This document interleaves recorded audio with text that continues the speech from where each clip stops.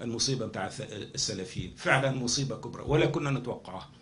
يعني احنا كنا ماشي في بالنا الأغلبية الساحقة بتاع الاتجاه الإسلامي الموجود في بلادنا هو أن حزب النهضة، وأن حزب النهضة دخل في اللعبة الديمقراطية وأصبح جزء من اللعبة الديمقراطية، وأنه في آخر المطاف الديمقراطية هي اللي ربحت لأنها كسبت لها هذا التيار الاجتماعي الهام اللي هو التيار الإسلامي.